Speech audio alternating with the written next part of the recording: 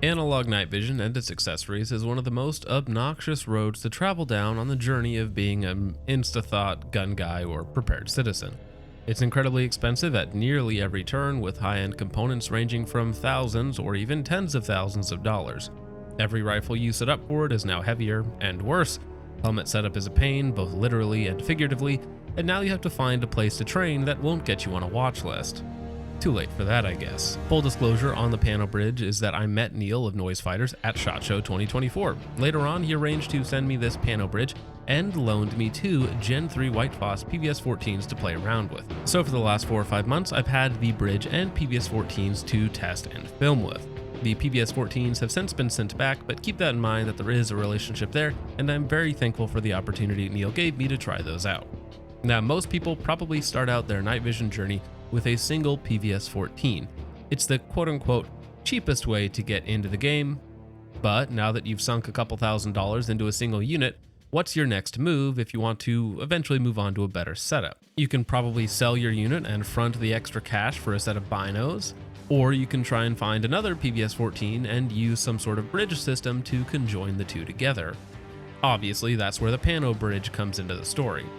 Getting into some basics of the Panobridge M1, what we have here is a 1.9 ounce 70/75 aluminum bridge for connecting two devices together. These can be set up for 2 night vision units, or 1 night vision unit and 1 thermal unit, and you can mix and match as desired. Both arms can be moved independently of one another, so you can swing one side out of the way if needed. Now, of note is that there is no auto-off functionality. You will need to manually control both units' power, gain, etc. So if you are stowing the units and folding them up against the helmet, just make sure to turn them off. Very important on the Panobridge is that not only are both arms fully articulate, unlike this script, but also they have an adjustable field of view, which is one inherent downside of night vision devices. Each side of the Panobridge can be twisted out to increase the user's field of view. Most night vision devices have a 40-degree field of view, which sounds like a lot on paper, but in practice, that is pretty poor, especially when navigating in tight spaces like your basement. To adjust the units, simply loosen the 3/32 tension screw, twist the units to the desired field of view, and then tighten the tension screw back down. A very simple, robust mechanism, and in my time with it, I have yet to encounter an issue with unintended adjustment. When at the maximum angle, you do get a good bit of extra information, which when you're paying around $5,000 for a set of PVS14s, you're going to want every bit of performance you can get. On Noise Fighters websites, they have some images that show their theoretical effectiveness, but that's not really how it works out in the real world, at least for me. I am super right eye dominant, so the effect is less pronounced, and sometimes at max field of view, my brain wasn't very happy putting the two images together.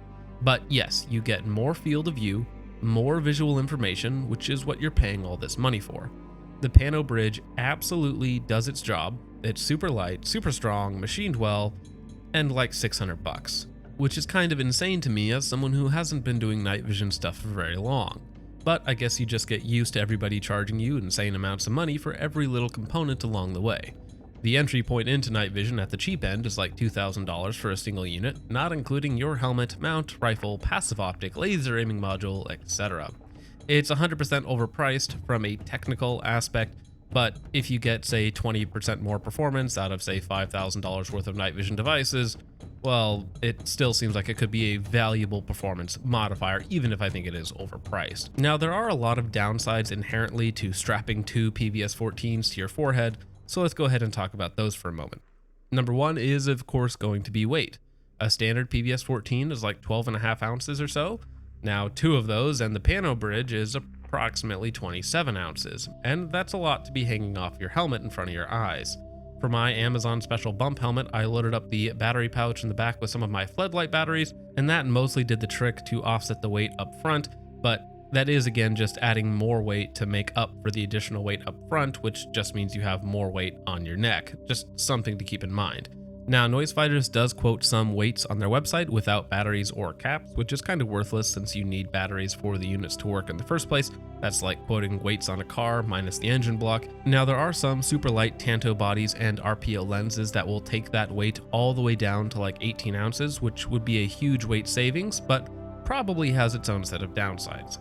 There can also be issues where the images don't quite match up between the two units because you are using 2 separate PVS14s You're going to have to match the images together, focus, diopter, all that jazz. Otherwise, the image may not look quite right. Versus if you buy binocular night vision, it should be collimated for you. Now, none of those things are issues with the Panobridge. It's doing its job, but something you have to keep in mind if you want to venture down this path. Now, when comparing actually using the Panobridge and 2 PVS14s versus their Max 14 J-arm and 1 PVS14, the visual experience is far and away better on the Panobridge. Once you get them set how you like them, you get more info and a much wider field of view. Shooting, moving, information gathering all becomes much better. There is no doubt about it, it is the superior viewing experience. But when using a single PVS14, the weight savings makes everything much more comfortable. You take a hit in field of view and info, but at least for me, I could perform for much longer periods of time before noticing any real discomfort. Now, a better helmet setup would partially alleviate this issue, I'm sure, but that's just my experience so far. So is the better viewing experience worth double the weight, double the cost, and well, actually slightly more than double the cost because you're going to have to buy the Panobridge as well? That's really going to come down to you. If you're just getting started and you have a PVS14, get really good with that and figure out where you want to go from there. If you're thinking about dropping 10 grand on a binocular setup, maybe this is something to check out as sort of a intermediate option. And again, it does provide you a real upgrade path if you already have a PVS14 as well. I don't know if I would start with this as an option and drop, say, 5 to 7 grand on a set of PVS14s and the Panobridge, and there are other cheaper options on the market. And if you did want to go the lightweight route with the 2 Tantos with the lightweight lenses, I think those are sitting at around 8 grand or so for a pair, plus the Panobridge, so not an inexpensive option by any means.